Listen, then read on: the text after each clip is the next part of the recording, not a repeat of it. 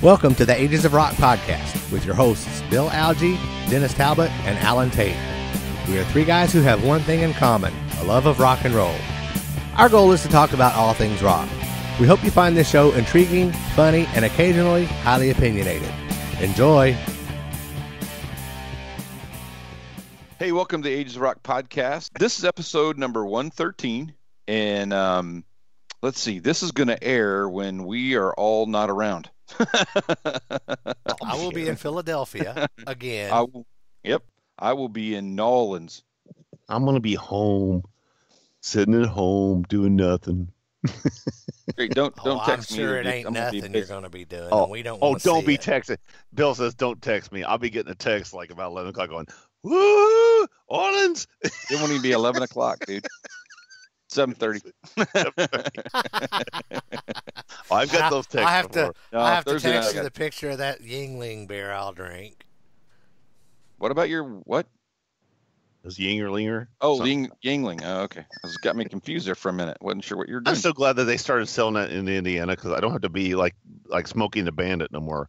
I used to every time I went to Florida, I'd be hauling cases of fucking Yingling from fucking across state lines. Felt like the snowman. Yep.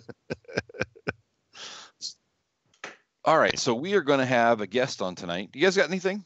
We got a guest. Yes, I do. I have. I have nothing. You have nothing? That's what she said. Zing. Zing. Next week, you'll see Ages of Rock with Bill Algie and mystery guest host. All right. This is a sad day, actually. No, this is a really sad day. One of the founding members of the Ventures passed away today. Noki Edwards. And the really weird thing he was 82 years old. And they keep saying he was the influential lead guitarist of the Ventures. And this was the album that they showed. This is my album. Now, I'm going to tell you, I've had this thing since I was a kid. This was my mom and dad's album. So it is used and abused. And I have played this thing. This is the reason I started playing guitar, to be honest. I mean, the Ventures were a huge thing in my life. This is a guy that they said was like the lead guitarist. I'm like going, dude, he's a bass player. Yeah. And I was like going, he's a bass player. He's a bass player. Come to find out, that is him. He did play bass early on. Once some of the other members left, he was a better guitar player than he was a bass player. So he became the lead guitar player. But anyway, this album here, like I said, when I was probably, 4 to 5 years old, I started listening to this thing, and I wore this thing out. I mean, it was to the point where, and this is why, like I said, this was the thing that got me to playing guitar, listening to the Ventures music. I remember going to weddings as a kid, and the people would play Wipeout, and they play Pipeline, and certain songs like that, which none of those are actually on this album. But anyway, it was an influential thing in my life, and just saw it today. Noki Edwards died at 82. I'm glad you had the visual because I had no idea what you were talking about. Yeah, well, I mean, a lot of people don't. I mean, in the Ventures, and you think a lot of them, and it's one of those albums where you think, well, were they, because they came out at about the time of the Wrecking Crew, and you're thinking, well, did they really play? But these guys were really, and they put out. I was reading here a while ago. They put out over their lifetime 260 something albums. I mean, my goodness. rehashes of rehashes and remakes and all this stuff, and they copied every other song. Hawaii 5-0. That was all their stuff. The Ventures. So, anyway, didn't know that. That's good music today, and I was like, man, that's really sad because that's somebody who was an influential person in my early guitar playing. So cool. Anyway. Sorry to hear that. Yeah, me too. I was kind of down this afternoon. It's kind of a bummer, man. It was. Man, but I was like, why did they put the bass player? It's one of those things that I know the news has got it wrong. It's a bass player, but it's a guitar player. No, it was actually true. It just had to dig a little deeper. So. All right. Well, hopefully we're going to move to a little bit happier time here. All right. So we've got a guest on tonight, and it's Beau from Hairnet Radio. How you doing, man? I'm great. Thank you for having me on, man. I appreciate it. Yeah, it's cool. I've seen some stuff about Hairnet Radio off and on for a while, and started listening to it really about 3 weeks ago at work. I'm lucky enough I have an office job that sometimes I have some desk time, so I listen to it there.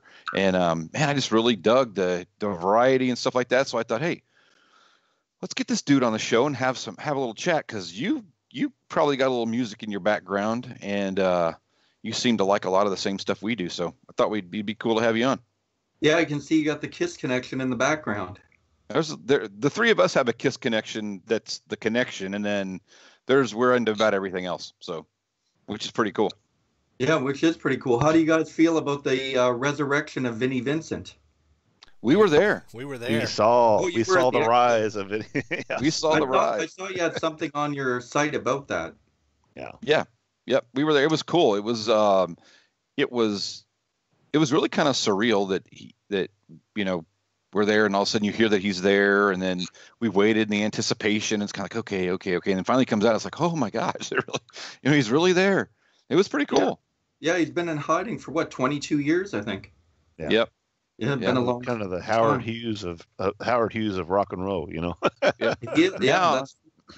Yeah. Now he played music that night. I mean, he actually pulled a guitar out and played, not only a little acoustic, and like I said, it was just like I said, it was surreal, because none of us would even thought we'd even see Vinnie Vincent, Yeah, I saw some of the clips with him actually when Robert Fleischman sat in for a bit with him there for a little bit. Yeah, it was really cool stuff. Yeah. I'm a really big Kiss fan. Everybody's a Kiss fan. I know. I'm actually. The funny thing is, I'm actually a bigger Vinnie fan than an Ace fan, which I get a. Wow. Uh-oh. A lot of heat. But you know what the thing is? What's that? I'm not into Kiss. And it's just when Vinnie came in and replaced Ace. And I remember seeing him on Hit Parader when they were giving them the Vinnie Whiz Vincent tag. And I thought he was the coolest guy I ever seen with the V and stuff. And I was like, man. And that's really what got me heavily. Creatures of the Night, even though I thought at the time Ace played on the album, obviously he didn't. But when Vinnie came in, that was really a game changer for me. That's really cool. That's not. I've never heard that before. I've never heard somebody say they got on with Vinnie. So that's pretty cool. Yeah. So did you stick with him for a couple of years then, or did you keep following him after that, or? Oh, I kept following him. Yeah, I was really into the first two Invasion records, and yeah. Cool. And like everybody else, I was wondering what happened to him, and he just went AWOL. Well, I guess he went through all his personal problems that wound up in the media and stuff with his wife and his house and his dogs and all those things. Yeah, and a few lawsuits with Kiss, and I think it was 20. Yeah. one or two or 20. But who's counting? He seems a lot more humble now, though. He doesn't seem as jaded as he used to. I thought he came across very, very humble, and definitely wanted to tell a story and kind of get the information out there, and at least be his spin on it versus anybody else's spin. And I think that was, I kind of commended him for that. He took a little bit of a chance. I mean, it was obviously the questions were more, predetermined what the questions were going to be, that kind of stuff. So it wasn't people walking up to a mic going, "Where's my money?" Yeah, exactly. Exactly. But he addressed that. He knew that was going to happen, and I think he got coached enough by people to say, look, you go out there and start talking, you need to address a few things and get yourself out of the crapper before you get too far into this. And I thought he did a pretty good job. And then after that, he's committed to doing some other things and stuff like that. And he's going to be with Gene. Dennis is going to go see Gene here with the Vault coming up. In Nashville, yeah. In Nashville, yeah. The only thing he wasn't over was Mark Slaughter. What about it? Yeah, he's got a thing about Phil. I don't think Dana Strum. I don't think going to see Dana Strum, running up there to see him either. Yeah. From what I've read. Yeah, he took the high road with everybody except when it came to Mark. He was like, he just didn't want to deal with it. Yeah, it was kind of weird. I thought that was kind of odd. I didn't realize there was that much bad Maybe blood. There wasn't. There's no money involved between him and Mark. Could be. Well, it's funny though, because Mark was honestly said from the beginning that Vinnie didn't even want him in the band. Yeah, I don't know. That kind of it, but he keeps saying he wants to redo that second record. He should just concentrate on a new record instead of redoing the second one. Yeah, that'd be a good thing. Yeah, I mean, and redoing the second record is not going to accomplish anything because the people who are fans of that record, they like that record and don't really care so much for the one with Robert Fleischman, and vice versa. Yeah, I definitely preferred the album with Fleischman for sure. Same here. Yeah, I liked All Systems Go, but I thought it was lacking in comparison. It was tough to follow the first record, I thought. Yeah, but it's funny because I really liked Slaughter.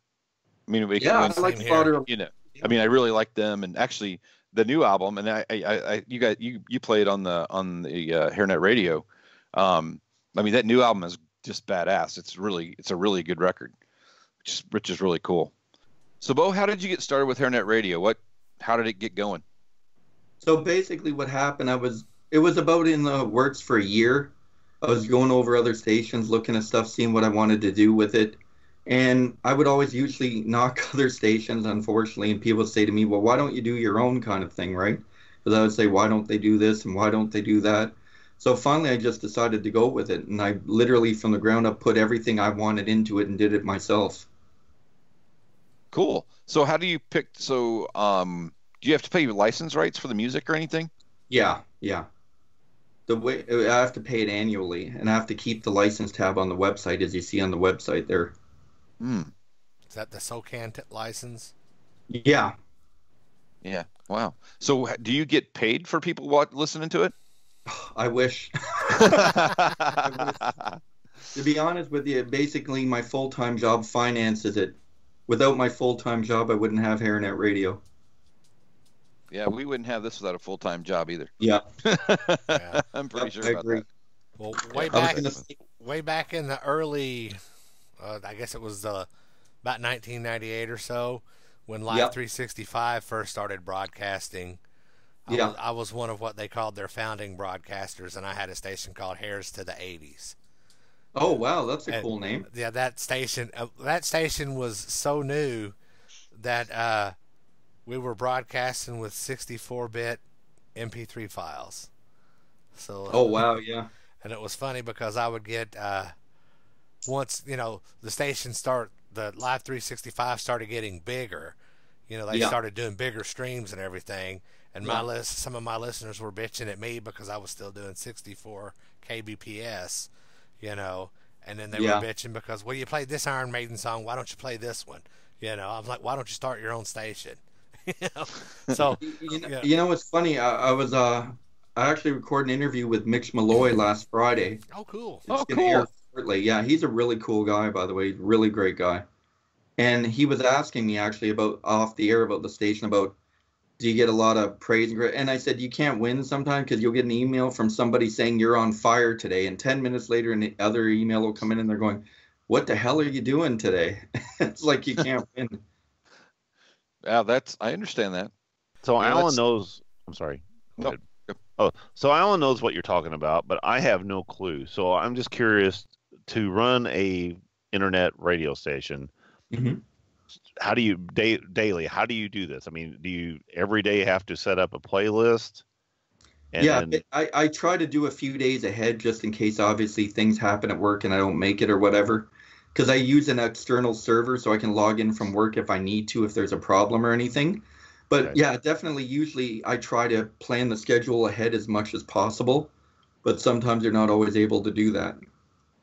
So are you playing music then 24/7, or you do shows also, or just music? I do shows here and there. I've done 3 interviews so far. I've done Willie Bass from Black Sheep. I've done Billy Morris, and then I just did Mitch Malloy on Friday, and I got some other surprises lined up. I'm about to launch a YouTube channel as well. That's cool. Yeah, it's pretty exciting stuff. So are you going to be playing a podcast episode on there pretty soon? Yeah, I'm going to have the video upload. I'm going to have the interviews uploaded to YouTube, and I'll try to do podcasting as well. It's still a work in progress because you have your everyday life you have to go through, and you got to kind of fit it in where you can. There are literally times where I'm up till 3 o'clock in the morning doing stuff sometimes. Wow. Yeah. How many songs do you have in a day? I mean, how many songs take up a day? Maybe 150 in a 12-hour set. So you do a 12-hour set and then you repeat the set? I do two 12-hour sets. So it'll run a fresh set from midnight till noon, and then it'll repeat from noon till midnight the following morning. Oh, cool. Yeah, I try not to do the thing where people play the same set 5 days in a row, which I've seen that a lot before, and it would drive me crazy. You mean like every local classic rock station in America? I mean, yeah. I mean, sometimes there. I won't name stations, but certainly there was a couple where if you heard "Fly to the Angels" at 10:03 on Monday, it would come up again at 10:03 on Tuesday and Wednesday too. Yeah, that's a pet peeve of mine as well. Sirius radio got to be like that for a long time because I had Sirius in my car, and like I would drive to work, and every day I get to this turn. Guess what's coming on the radio? You can predict it ahead of time. I mean, it was kind of retarded. That's why I got my wife has it in her car, but I just don't need that. And that's the thing, right? No matter how much you love the songs, you can't do it 7 days a week, the same song over and over again. Exactly. And I support a lot of the new stuff too, because I realize a lot of people say, well, people don't want to hear the new stuff. I disagree, because I get a lot of support with the new stuff. People like it. Yeah, I agree. I mean, that's what kind of got me going. I mean, I heard about you from people posting on Jack Russell from Great White, his Twitter, that they were hearing stuff from I Saw It Coming on your station. Yeah. And that's what got me connected to that station. I'm like, well, I got to go check this out. Well, I'm glad you can't hear it anywhere else. So yeah. And I was going to say, and Jack himself has really supported the station a lot. He's endorsed it and stuff. And I try to make it as interactive as possible. I mean, there's a lot of interaction between the artists, the listeners, and everything. That's kind of what I wanted to do, because I felt that was lacking in other places. Yeah, I've heard of bumpers from Tommy Paris. We had Tommy on the show. My gosh, he was early, wasn't he? Oh yeah. Yeah. He was way early. Probably one of the first 10 shows we did. Yeah. He's a really cool guy. Yeah, he was really nice.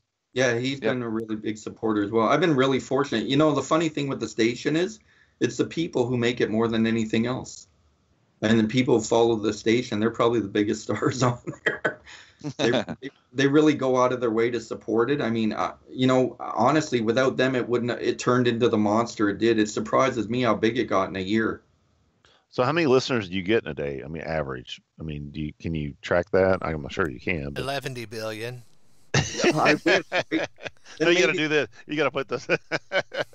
I'm sorry, go ahead. It's in the thousands. I mean, the most total I've ever had is 25,000 ever. That's good, though. Wow, that's incredible. I mean, I'm sure it's not Hair Nation numbers, but I mean, it's pretty good. Right.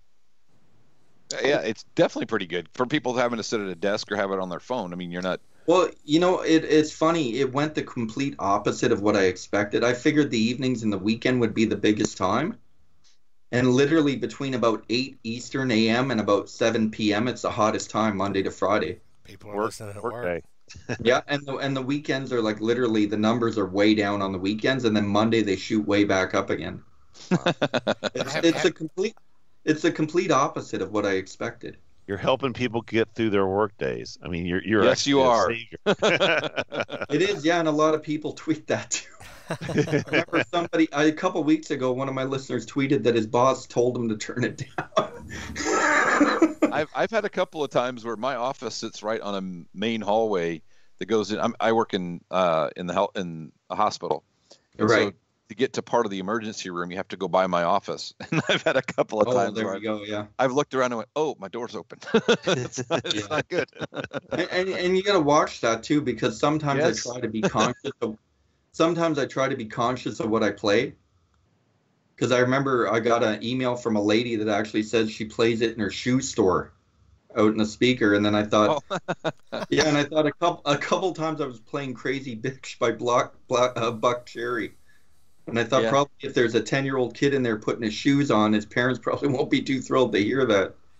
Yeah, But there's probably some crazy bitch buying some shoes, though. I'll guarantee it. That's put money on that. Right?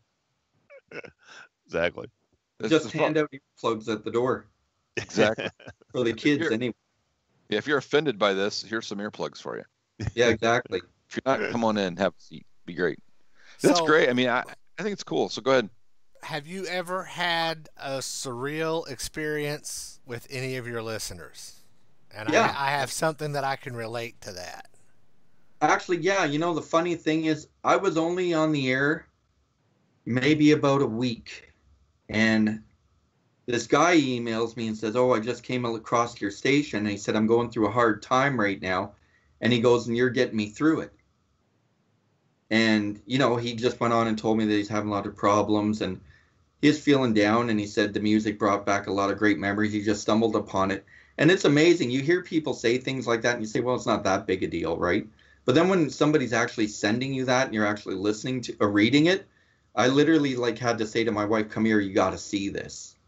I mean, it may sound, it was moving. I mean, I was really surprised.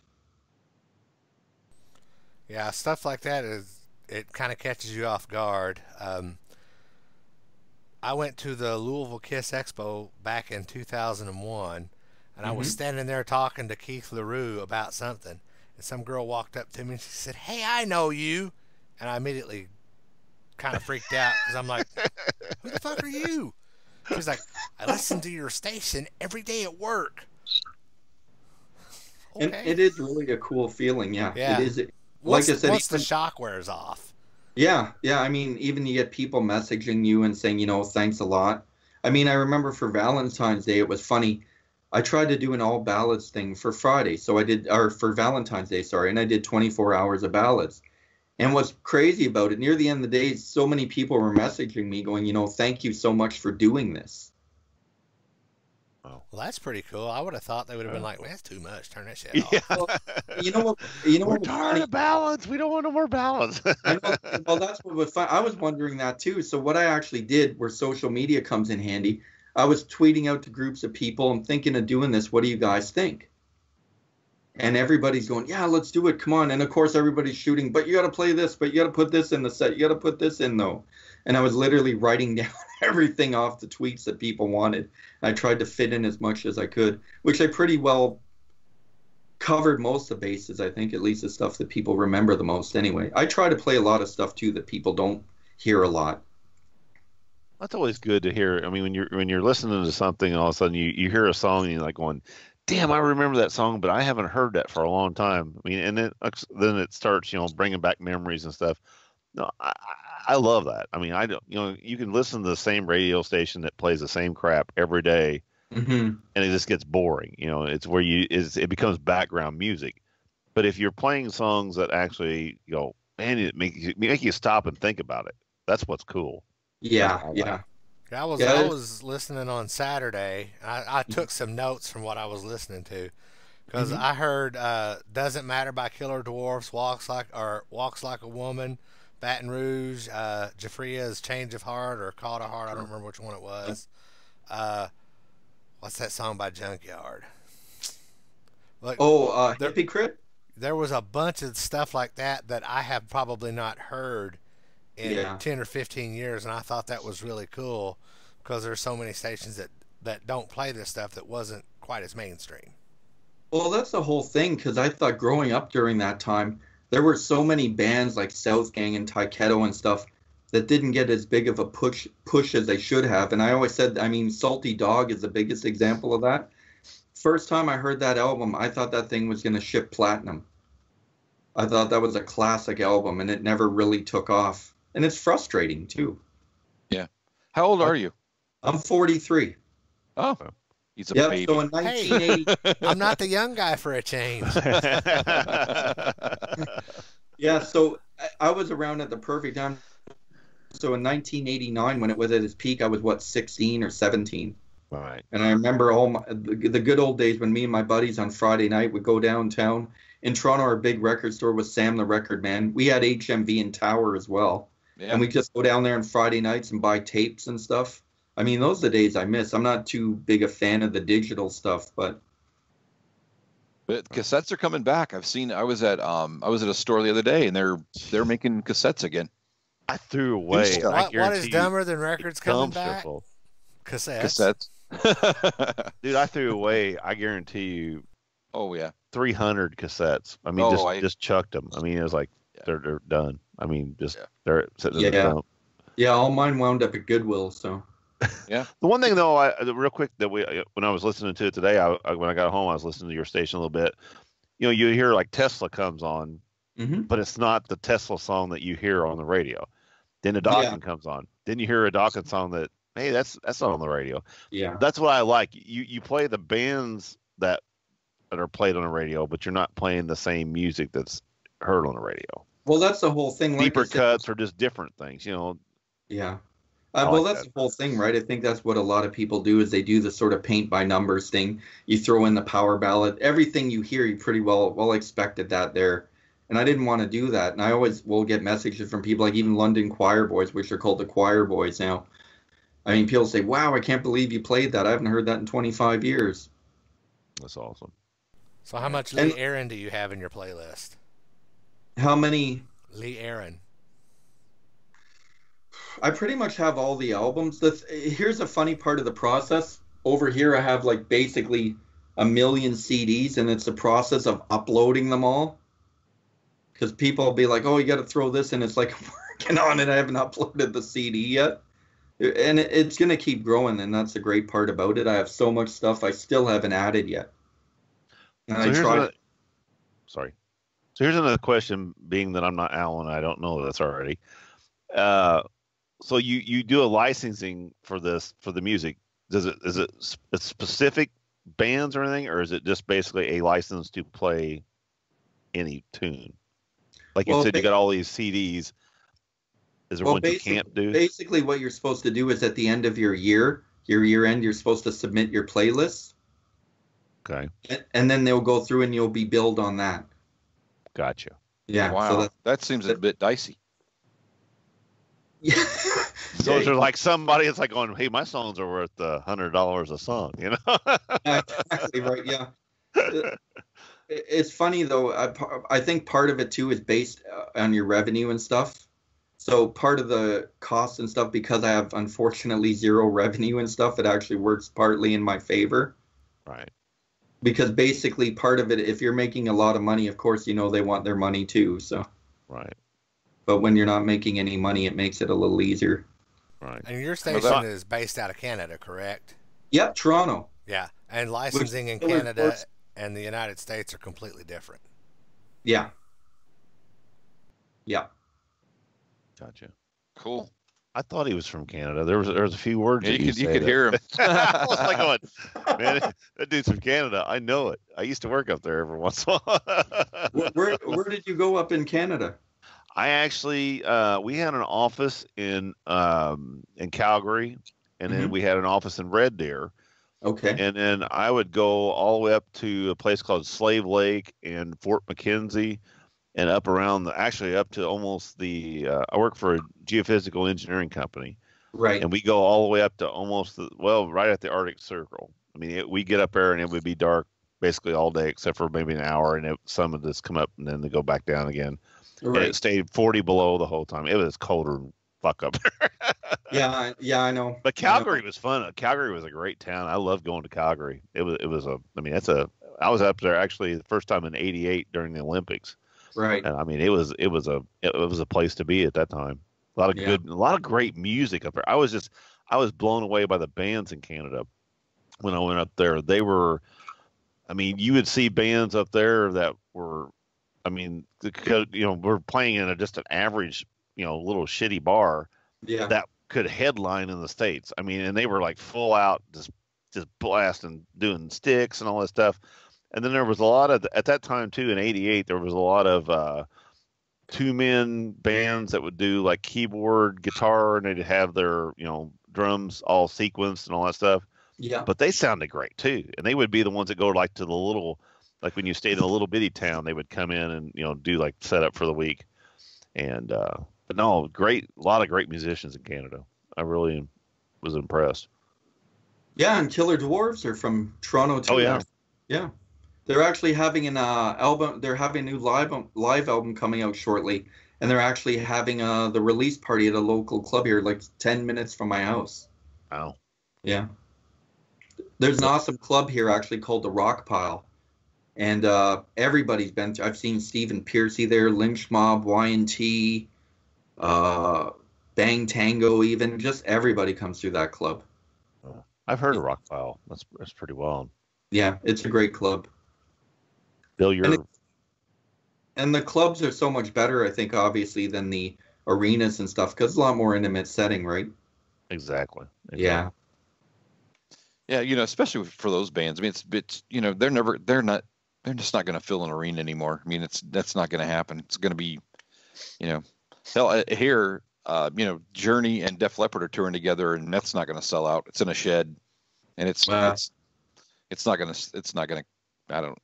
I don't get it, but whatever. Or it's funny. You would have never thought that 25 years ago. No. Well, 25 years ago, I don't even know if you'd have seen them playing ever.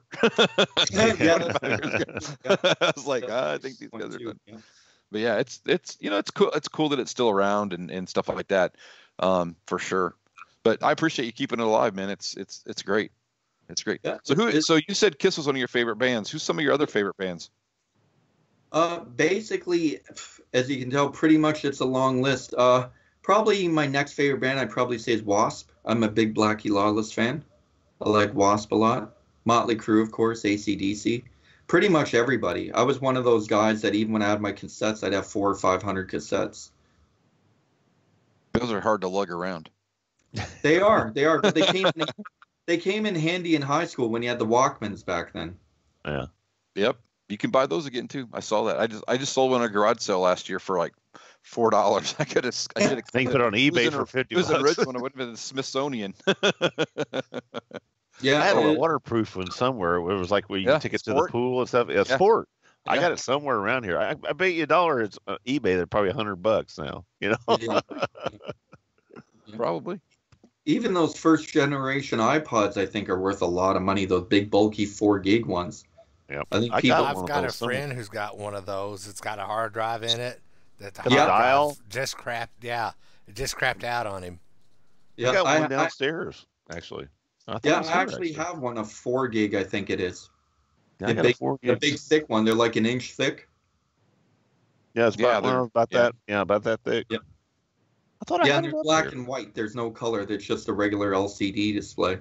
Yep, mine's the same way. Yep. Actually, my dad's got that one, and then I got the color one downstairs. But my dad has the original one. I got the first edition, black and white screen. Yeah, they're worth a lot of money. Still works. Hang on to it. Well, I have another question related to your station. Go ahead. Do you just play music, or do you ever get on the air and act as a DJ, or do you have plans to have DJs come on your show or anything like that? There are things certainly work in progress. I want to do that. Like I said, the problem is right now I'm so busy with my daytime job that I have trouble trying to work that stuff in, because a lot of times, unfortunately, I'm working 7 days a week sometimes. So I basically just have a few hours at night to work things out. But yeah, definitely at some point it's something I'd like to do when I get more free time. Everything's a work in progress at this point. It's still only been a year and a month, so there's a lot of building still to do. Yeah, work gets in the way, doesn't it? Yeah, I know. Damn work. We've had a couple of interviews we couldn't do because we couldn't get time, because it's like we have jobs. You're like, can you do it at 11 o'clock in the morning? No. I know. Yeah. Well, and then we got 3 of us too, and then 3 of us doing this stuff, and it's like somebody's got something going on. So we've spent a couple Sunday mornings having coffee. We do our coffee show. Yeah. and we're on different time, and we're in different time zones, so that doesn't help either. So. Yeah. I've had that happen for a couple times where I've asked people for an interview. It didn't come together because they'd be like, well, how about right now? Yeah. I'm kind of busy right now. It doesn't work. And then you'll say, well, this day next week. And they're like, no, I can't do that. And it's like, okay, well, we'll figure something out, right? So, yeah, that holds you back a lot, too, because a lot of times you go back and forth and they'll say, this isn't good for me. And then you'll be like, well, this isn't good for me. And then it gets a little complicated, right? Yeah, and when you're trying to do 3 people, I mean, we're trying to coordinate 3 people. Usually we're pretty good in the evenings. I mean, we can be a little more flexible that way, but even sometimes then it's like, can you do this day on this time at this time? 2 can, 1 can't. Yeah. It's like, okay, so you got to figure. We've been pretty lucky with our, like I said, with our people. Yeah, most people are pretty flexible. We tried to get an interview with a band called 1,000 Foot Crutch. I don't know if you've heard of them. They're a Christian metal band, and I was working with their management, and they were like, yeah, I think we can get somebody on. Can you do like this day at this day? Yeah, I think we can do that day. And then he, day later he calls and says, oh, we can't do that day, but I got somebody in an hour if you can do them. I'm like, it's like 1 in the afternoon. I can't. Well, when you want to do them, they're getting ready to go out they're getting ready to go on stage. And I'm like, yeah, I got you, but did they ever have a day off? And then, really when they have a day off, they, not necessarily want to spend all of their time off. Hey, it's your day off. Let's talk to Bill Algie. Yeah, exactly. Hey, that's okay. I'm actually having a good time, so I'd be willing to talk to you guys anytime. I appreciate you having me on. Yeah, it's cool. Funny. Yeah, it's all good, man. So have you gotten a lot of artist response back? I mean, I know that you said that, and I've seen, like I said, I've seen Jack Russell respond. Have you gotten quite a bit of artist response, or do they really know that you're out there? I do actually a lot, fortunately, and mainly it's through Twitter. I don't have a lot going on in Instagram or Facebook, but I mean on Twitter, I mean literally all kinds of people. Chips Enough, Stephen Tommy Paris, Paul Shortino, Chris Hager, a lot of people. Mark Kendall, all kinds of people. Stevie Salas, Rob Lamoth from River Dogs, who actually lives not too far from me, maybe lives an hour outside of Toronto from River Dogs with Vivian Campbell. Yeah, cool. That's cool. Yeah, we've been pretty lucky. We're getting some decent guests and stuff on now, so it's the last couple of years, so it's working out better. So yeah, I'm fortunate that way. Cool. That's good. What else you got? Yeah, I was actually looking, bro. A lot of cool stuff going on. Sorry. I'm sorry. Yeah, I couldn't understand you. Sorry. You locked up. Yeah, you got a lot of really cool stuff going on. Oh, thanks. Yeah. Yep. We had Mitch LaFawn. You know Mitch? You ever follow Mitch? Yeah, I know Mitch. Yeah. Yeah. We had never him on. spoken with him, but I certainly know who he is. Yeah. Yeah, we had him on last week. He's been on. That was the 4th time he was on. That dude he's a goofball. Yeah, I've seen some of his interviews and stuff. He seems like a really cool guy. He is. He's been really cool to us. He's been. Yeah, he comes on with us and just basically just another guy. And I mean, he's just he drops any facade and just kind of has we have a good time with him. I like Mitch. Yeah, he told us the other day he comes on there and just totally ruins his career. He does sometimes. Like going, I don't know if it's. Really I don't know if it's. I don't know if him being on our show ruins his career, or the fact that he says stuff on our show that ruins his. but what a send off! We got to get the right person to hear it first. That's exactly right.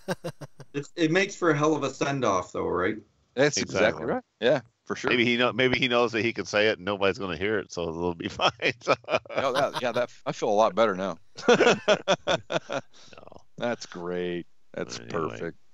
So anything, what you got coming up? I mean, anything, like you said, you just said you do some interviews and stuff. Anything in the work? I know you said that it's all a process. Yeah, I actually got about 3 or 4 interviews lined up.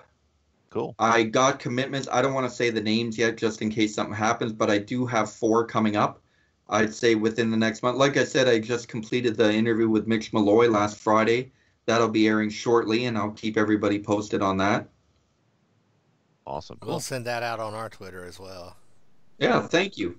We wanted to do that too. Unless it's in the can, you don't mention it.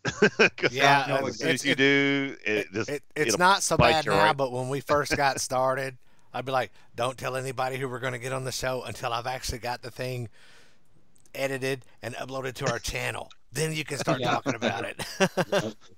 Because at that point, it'll bite you in the ass. It's not even that. Sometimes you have to plan it in a certain amount of time. And instead of being done in a week, it's like 3 months. And the problem is, if you say you're in an interview with somebody, there'll be like a month later, whatever happened with that interview? You said like a month ago you were going to do it. And it's like, yeah, it got postponed for the last 4 weeks. So then to save everybody asking, I just wait till it's in the bag and done, and then I say, okay, now it's done, right? So Yep.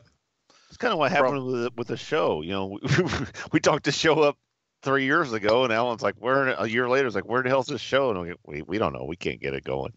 So, he's our tech That's guy. exactly what happened. It was exactly what happened. If without Alan, this show would have never happened because we were just two dumb guys with an idea.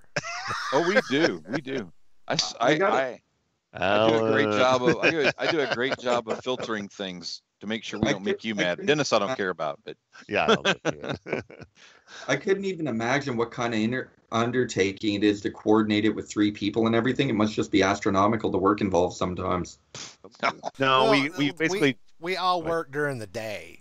Right. So, I mean, usually any weeknight evening or like early on a Saturday or a Sunday morning, I mean, but because we pretty well work the same hours, it makes it a whole lot easier. Yeah. If you have a set schedule, it makes it a lot easier for sure. yeah, and we have an agreement too that talking about 7 o'clock. Go ahead. Yeah, we have an agreement too that family life things happen and they happen. You know, we just say, well, if we can't record this week, we can't. But that hasn't happened very much. I mean, I bet we haven't.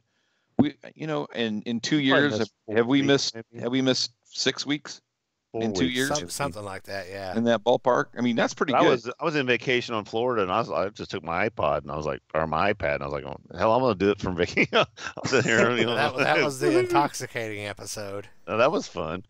But no, like I said, we just try to do what we can, and because it is, family comes first. But yeah, we still try to get this out. Yeah, I was going to say, you guys definitely got something really cool here. I mean, like I said, I checked it out, and I thought it was really neat. I was actually really excited about coming on once I checked it out and everything. That's good to know. It's better that than getting the email that goes, I can't be on that day.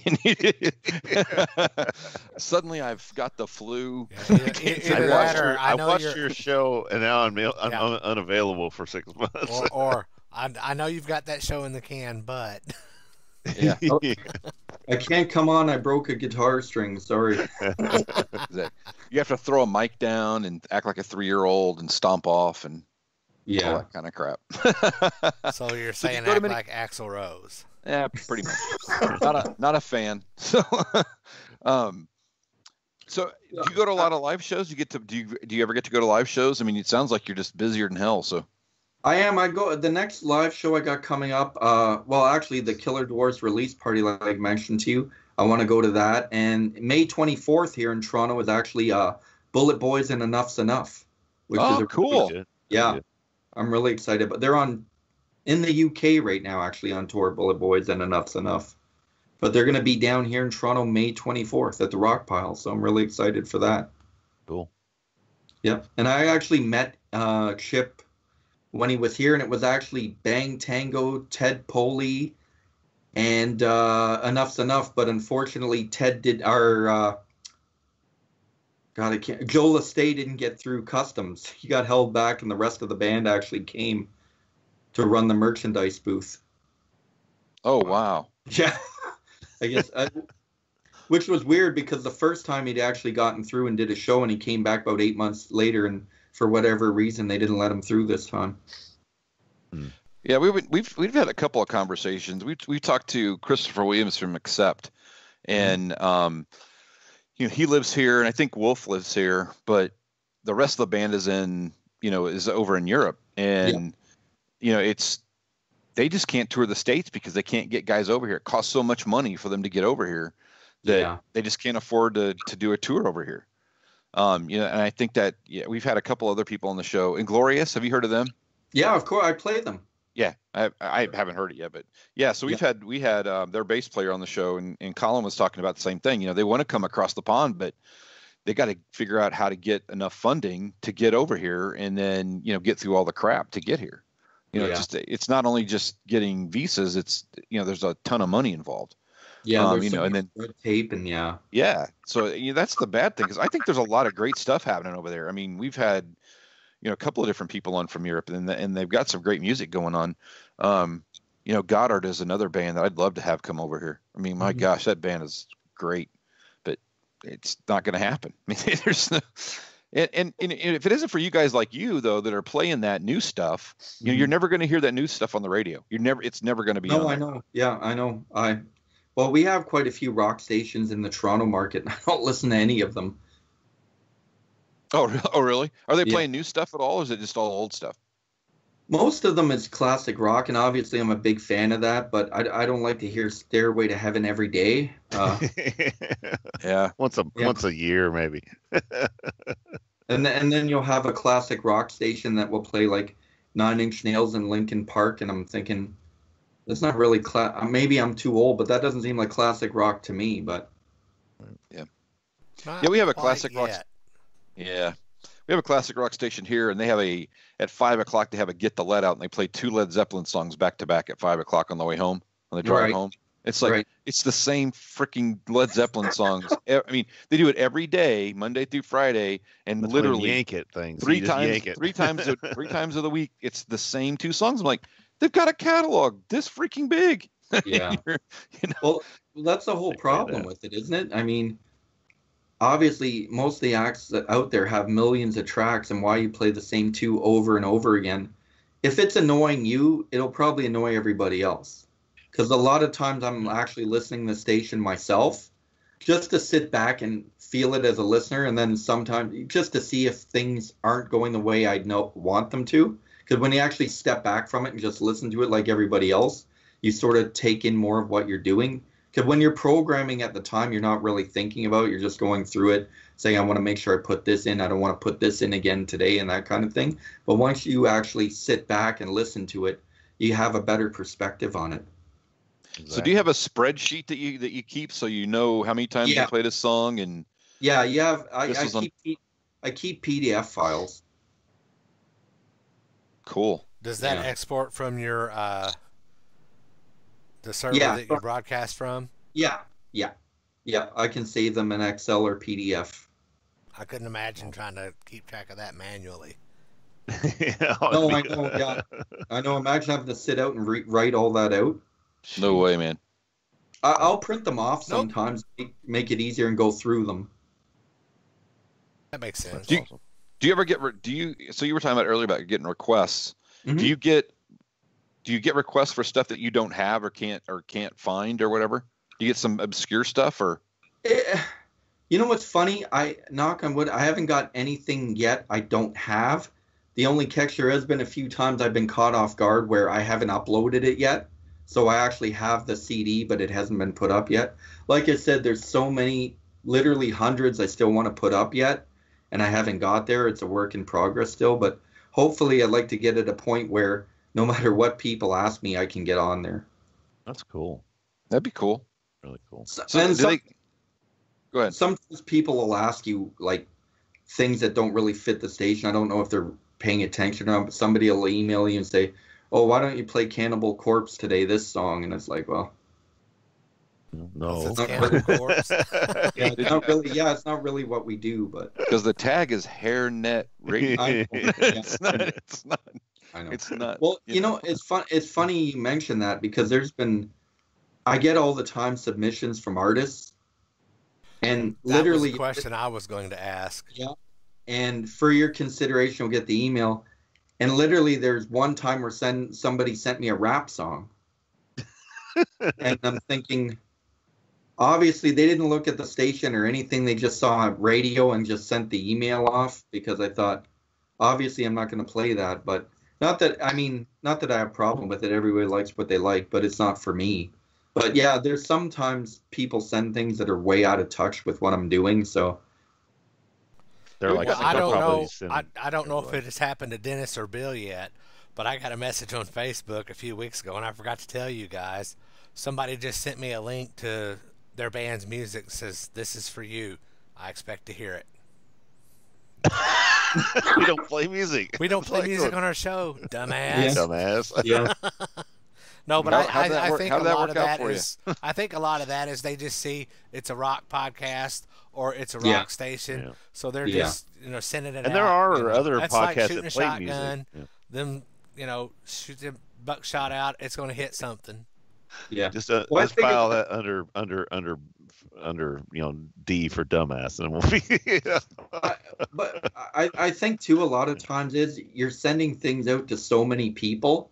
I think literally just quick glance and send it because you're trying to get your stuff out to so many people that maybe you're not looking as closely as you should. Right. Well, it used to be the day when you would have to like send a cassette and all this stuff. You write a letter, do this. Now people are just going through addresses on the internet, going click, click, click. Oh, rock, click, click, click. They don't think what it is. They don't know. It's funny. I was talking with a couple people last week, and we were talking about how everything changed with the illegal downloading and everything. And one theory I always had, and I'd said this more than once, is just imagine if we had all the social media outlets we had back in 1989, but still everybody had to buy hard copies. There was no downloads. With that reach, guys that were selling 1 million, 2 million, now we'd be selling 5 or 6. I mean, because your reach was so long, right? And people still had to buy the physical product. Sure. But yeah, the digital age kind of ruined everything in terms of sales, but.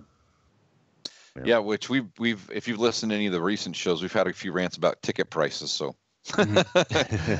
concert ticket prices. So that's where the money comes from. So there you go. Yeah. I mean, I definitely understand that though, the increase in ticket prices, because if you're not selling any albums, and going on the road's a lot of money, I realize it's not cheap. Yeah, for sure, especially to play arenas. Exactly. Yeah. Whatever. Hey, Beau, man, it's been great having you on here. We usually try to keep the shows to right at an hour with the intro and stuff. So okay, we're getting close to that. If you want to hang out for a second, please do. Yeah, hang around for a minute. But it's been great having you on here, man. And so do some plugging. This is your time to plug some stuff. So go. Yeah. So you guys can reach me, of course, at info@hairnetradio.com is my email. The website is hairnetradio.com. You can find me on Twitter at hairnetradio1. Facebook is Beau Hairnet Radio. And I'm also on Instagram at hairnetradio.com 8035. So check it out if you haven't already. Awesome. All right. Yeah. And Alan, Bill, where can you find us? I don't know. I was Alan? going to ask Alan because I never get it right. So. I don't have my paper. Now I got it. Well, then you do it. All right. You can find us at agesofrock.com. We're on Facebook, Twitter, Instagram, YouTube, Stitcher Radio, Spotify. You can find our business cards in restrooms at bars because that's where I put them when I go. So you can find us about anywhere. We're out there. So hey, check us out. Take a picture of them. Don't grab them. Just take a picture of them and just leave them on the toilet. I don't put them in dirty places. I put the one on the back of the John at the bar one time. It was kind of cool. Just say, take a picture of it and just leave it there for the next guy. As long as it doesn't fall in the urinal, you're okay. Oh, it can fall in. I ain't going after it. All right, we're out of here, you guys. Hey, we'll see you next week. Peace out. See ya.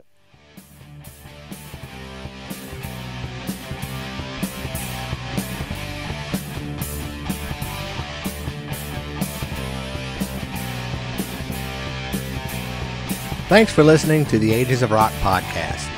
If you haven't done so already, be sure to subscribe to our YouTube channel, like us on Facebook, and most importantly, tell all your friends. Remember, you're never too old to rock. Until the next episode, peace out, folks.